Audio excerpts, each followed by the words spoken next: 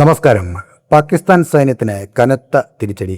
സൈനിക ഹെലികോപ്റ്റർ തകർന്നു വീണ് അതിലുണ്ടായിരുന്ന എല്ലാവരും കൊല്ലപ്പെട്ടതായി റിപ്പോർട്ട്.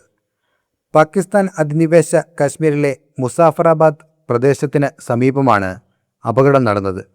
പാകിസ്ഥാൻ സൈന്യത്തിൻ്റെ Mi-17 ഹെലികോപ്റ്റർ പറന്നുയർന്നതിന് തൊട്ട് പിന്നാലെ സാങ്കേതിക തകരാർ മൂലം തകർന്നു വീണുവെന്നാണ് സൈന്യം അറിയിച്ചത്. അപകടത്തിൽ ഹെലികോപ്റ്ററിലുണ്ടായിരുന്ന മുഴുവൻ സൈനികരും കൊല്ലപ്പെട്ടതായി ഔദ്യോഗിക പ്രസ്താവനയിൽ പറയുന്നു.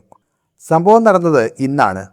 മുസാഫറാബാദിലെ ഒരു ഹെലിപ്പാഡിൽ നിന്ന് ഹെലികോപ്റ്റർ പറന്നുയർന്നതിന് പിന്നാലെ നിയന്ത്രണം നഷ്ടപ്പെട്ട് താഴേക്ക് പതിച്ചതായി ദൃക്സാക്ഷികൾ പറയുന്നു. അപകടസ്ഥലത്ത് നിന്ന് പുക ഉയരുന്നതും പിന്നീട് ആംബുലൻസുകൾ എത്തുന്നതും പ്രദേശവാസികൾ കണ്ടതായി റിപ്പോർട്ടുകളുണ്ട്. പാകിസ്ഥാൻ സൈന്യത്തിൻ്റെ മാധ്യമ വിഭാഗമായ ISPR പുറത്തുവിട്ട വിവരമനുസരിച്ച് പ്രാഥമിക അന്വേഷണത്തിൽ സാങ്കേതിക തകരാറാണ് അപകട കാരണമെന്നാണ് കരുതുന്നത്. എന്നാൽ കൃത്യമായ കാരണം കണ്ടെത്താൻ പ്രത്യേക അന്വേഷണ സമിതിയെ നിയോഗിച്ചിട്ടുണ്ട്. അപകടത്തിൽ എത്ര പേർ ഉണ്ടായിരുന്നു എന്ന വിവരം ഔദ്യോഗികമായി പുറത്തുവിട്ടിട്ടില്ല.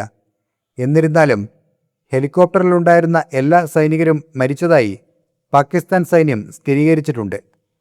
സംഭവത്തെ തുടർന്ന് പാകിസ്ഥാൻ പ്രസിഡന്റ് ആസിഫ് അലി സർദാരിയും പ്രധാനമന്ത്രി ഷഹബാസ് ഷെരീഫും അനുശോചനം രേഖപ്പെടുത്തി. മരിച്ച സൈനികരുടെ കുടുംബാംഗങ്ങളോട് അവർ ഐക്യദാർഢ്യം പ്രഖ്യാപിക്കുകയും ചെയ്തു.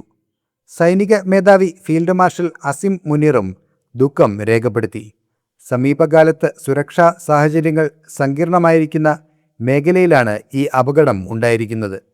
അതിനാൽ അപകടത്തിന് പിന്നിൽ മറ്റേതെങ്കിലും കാരണങ്ങളുണ്ടോ എന്ന ചർച്ചകളും സാമൂഹ്യ മാധ്യമങ്ങളിൽ ഉയരുന്നുണ്ട്. എന്നാൽ നിലവിൽ ലഭ്യമായ ഔദ്യോഗിക വിവരങ്ങൾ പ്രകാരം ഇത് ഒരു സാങ്കേതിക തകരാർ മൂലമുണ്ടാകുന്ന അപകടമായാണ് കണക്കാക്കപ്പെടുന്നത്. പാകിസ്ഥാൻ സൈന്യത്തിന് വലിയ നഷ്ടമായി വിലയിരുത്തപ്പെടുന്ന ഈ സംഭവം രാജ്യത്തെ പ്രതിരോധ സംവിധാനങ്ങളെയും സൈനിക വിമാനങ്ങളുടെ സുരക്ഷയെയും കുറിച്ചുള്ള ചർച്ചകൾക്ക് വീണ്ടും വഴി തുറന്നിരിക്കുകയാണ്. അപ്പോൾ മറ്റൊരു വാർത്തയുമായി വീണ്ടും കാണാം. നന്ദി.